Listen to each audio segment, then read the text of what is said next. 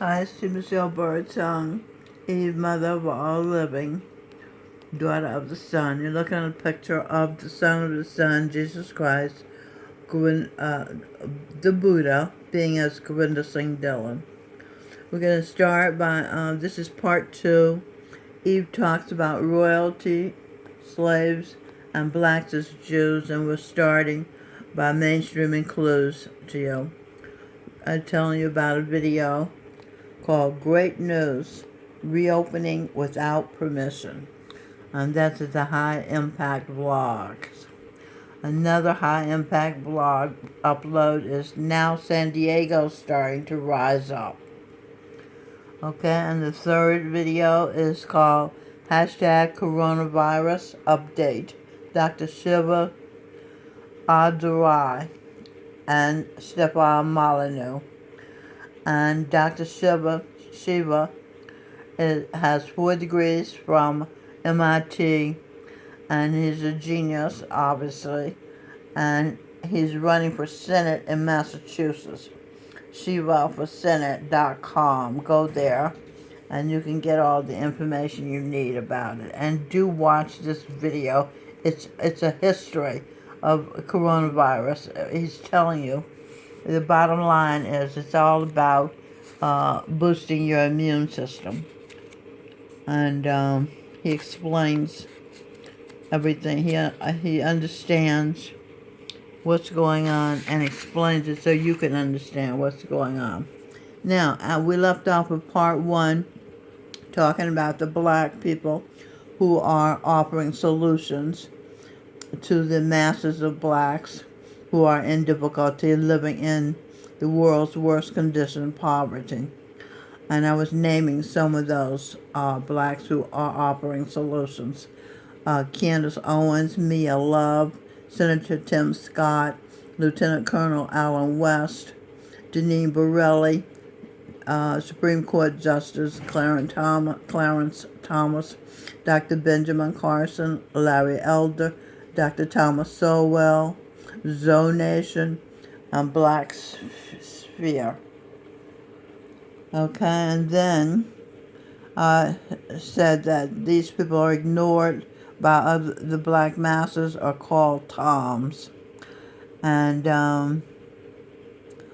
whereas black leaders who were former Klansmen, Klansman, Klansmen, Ku Klux Klansmen in past lives, or Maxine Waters, Kamala Harris, Cory Booker, Black Congressional Caucus, Andrew Young, John Lewis, how do you say his name?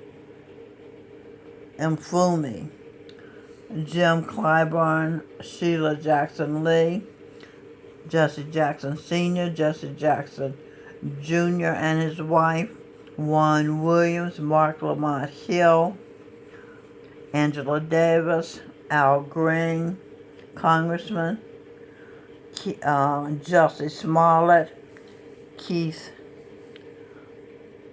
somebody, what's his last name? Ellison, and Marion Barry, Barry Gordy, Eleanor Holmes Norton, Ilhan Omar, Muslim African. They list who's being investigated by the FBI. They list as a black congressperson. She's actually African.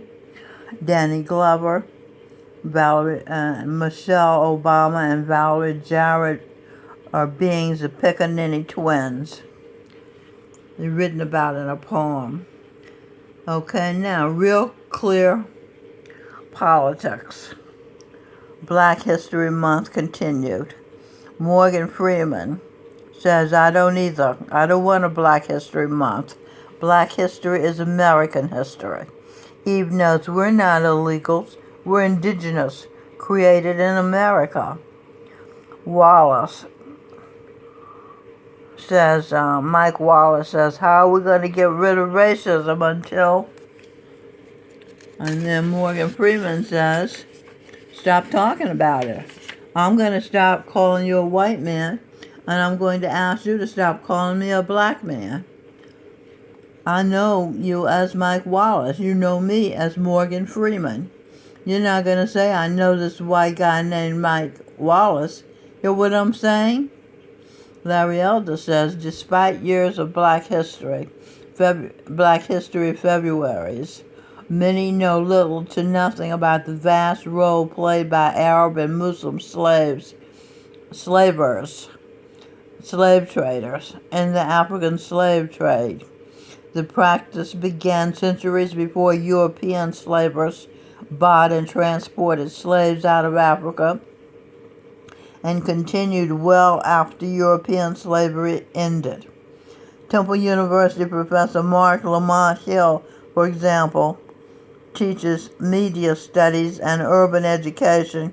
He once tweeted, "I support reparations 100%.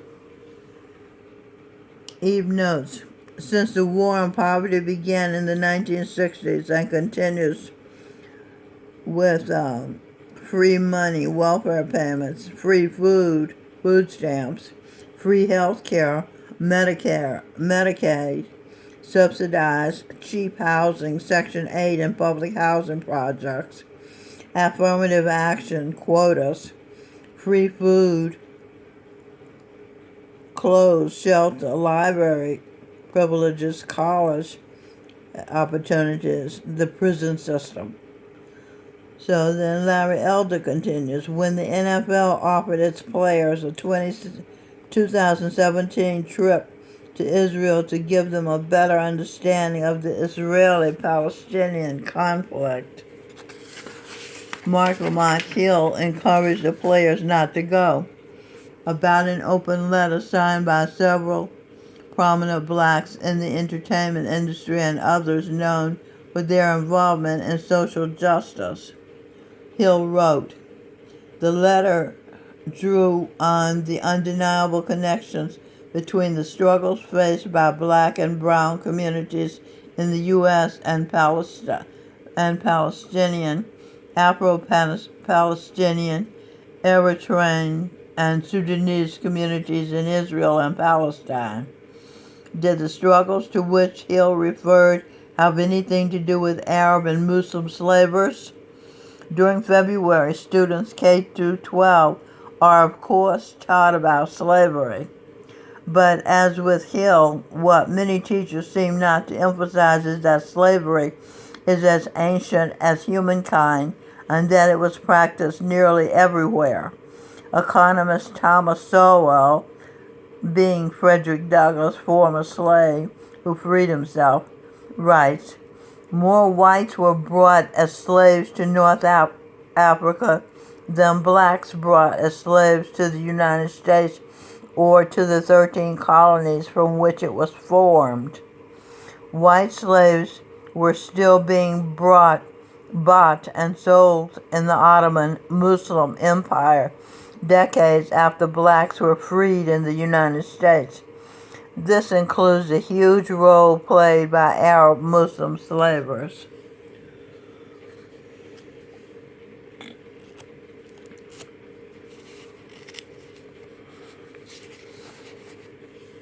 The pages are stuck together again.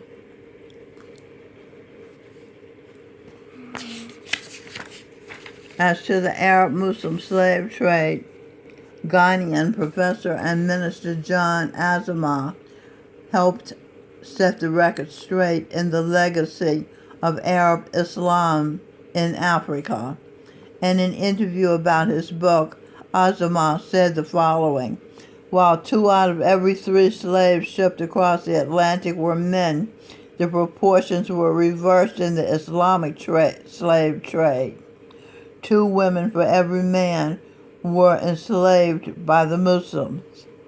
While the mortality rate of the slaves being transported across the Atlantic was as high as 10%, the percentage of the slaves dying in transit in the trans-Saharan and East African slave market was a staggering 80 to 90%. While almost all of the slaves shipped across the Atlantic were for agricultural work, most of the slaves destined for the Muslim Middle East were for sexual exploitation as concubines in harems and for military service. You aren't taught this in school, huh? While many children were born to the slaves in the Americas, the millions of their descendants are citizens in Brazil and the United States today. Very few descendants of the slave in the Middle East survived. Eve notes, I always say, I don't care how I got here. I'm just glad I got to the United States. For all its imperfections, it's still the best country in the world for civilized humanity. While most slaves who went to the Americas could marry and have families, most of the male slaves destined for the Middle East were castrated, testicles cut off, and most of the children born to the woman were killed at birth. Note from Eve, didn't Governor Cuomo make it legal to kill a baby about to be born? It's called late-term abortion, baby murder. It is estimated that possibly as many as 11 million Africans were transported across the Atlantic, 95% of which went to South and Central America, mainly to Portuguese, Spanish, and French possessions. Only 5% of the slaves ended up in what we call the United States today. Eve notes, is that why so many people from Central America were trying to crash the borders of the United States so they can be taken care of as their ancestors' slaves were, housed and fed for free and told what to do? Anyway, Elder goes on. However, a minimum of 28 million Africans were enslaved in the Muslim Middle East, since at least 80% of those captured by the Muslim slave traders were calculated to have died before reaching the slave market. It is believed that the death toll from 1,400 years of Arab and Muslim slave raids into Africa could been as high as 112 million. YouTube, watch Why We Are Afraid. A 1,400-Year Secret by Dr. Bill Warner. Summary. Why We Are Afraid. The name of the video is Why We Are Afraid.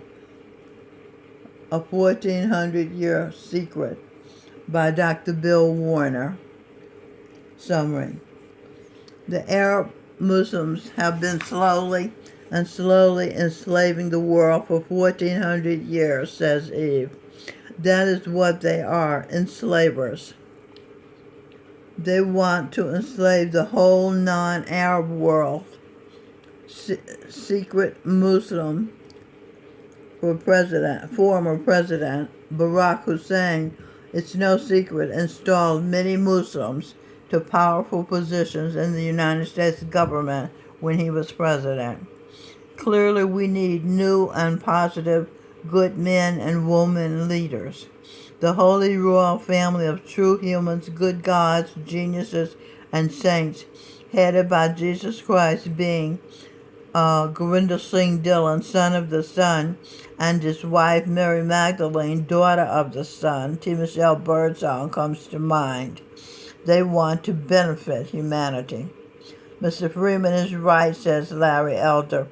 Black history is American history. It ought not be relegated to a month, and slavery ought not be relegated to only the European slave trade.